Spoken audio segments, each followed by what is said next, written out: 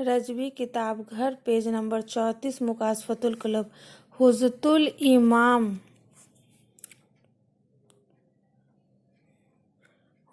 الاسلام امام غزالی اور تصوف۔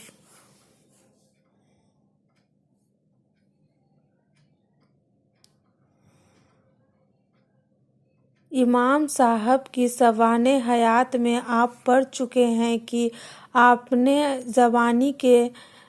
زمانے کے دنوں میں کی ہی مختلف مذاہب و مطالعہ کیا تھا، لیکن ان کے دل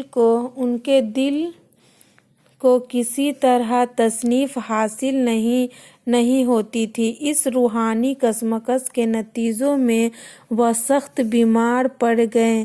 حکیموں نے جواب دے دیا، کھانا پینا چھوٹ گیا اور اتنی کمزوری پیدا ہو گئی کہ بولنا ہی دشوار ہو گیا تھا، اور ایک دن وہ سبھی دنیاوی عزت و جلال اور شان و شوکت کو چھوڑ کر بے سر و سامانی کے ساتھ اپنی گدری کاندھے پر ڈال کر بغداد سے نکل کھڑے ہوئے اور دمشق کی جامعہ امویہ کے ایک کونے میں اپنے ٹھہرنے کی جگہ اور خلوت کدہ بنایا۔ لیکن یہاں بھی ان کا علم و فضل بھی پوشیدہ نہ رہ سکا اور مجبوراً یہ جگہ بھی ان کو چھوڑنی پڑی اور بیت المقدس کا رخ کیا۔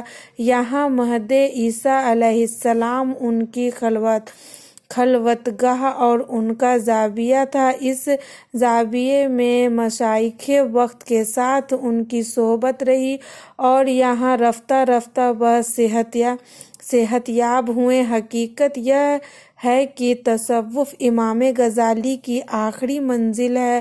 اس چشمہ میں سوتوں سے تو وہ اس وقت بہریاب ہوئے تھے جب ان کے والد نے، جو درویش صفت انسان تھے، بچپن کے دور میں آپ کی تربیت کی تھی۔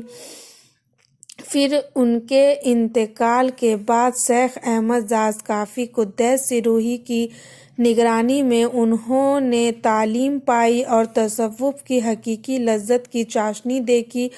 آپ کے چھوٹے بھائی امام احمد غزالی نے تو شروع جوانی ہی سے اس دل میں قدم رکھا تھا اور تصوف کے رشتوں سے منسلک ہو گئے تھے، اور امام غزالی کی طرح ان کو علوم متداولہ کی پرپیچ و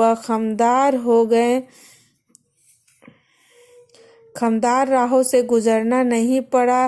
ان کے برعکس امام غزالی جوانی کے فقہ و اصول، کلام و فن، خلاف و مناظرہ سے مستغرق تھے اور مدتوں سے سرگرداں رہے۔ 50 سال کی عمر میں آخر کار ان کو بھی اسی منزل پر آ کر آسودگی نصیب ہوئی۔ تصوف کی دنیا میں ان کی رہنمائی کرنے والے دو ہستیاں، ایک ابو بکر نساج رحمۃ اللہ علیہ اور دوسرے ابو علی فارمیدی رحمۃ اللہ علیہ۔ چنانچہ اپنی تصنیف میں امام صاحب نے اپنا پیر طریقت شیخ ابو علی فارمیدی کو بیان کیا ہے۔ چنانچہ ایک جگہ وہ کہتے ہیں، میں نے تصوف کا طریقہ شیخ ابو علی فارمیدی سے حاصل کیا ہے اور عبادت اور ذکر میں ان کے طریقوں کو اپنایا ہے۔ اس طرح مجھے تکلیفوں سے چھٹکارا ملا اور مشقتوں سے نجات حاصل ہوئی اور جو کچھ مجھے پانا تھا وہ میں نے پا لیا۔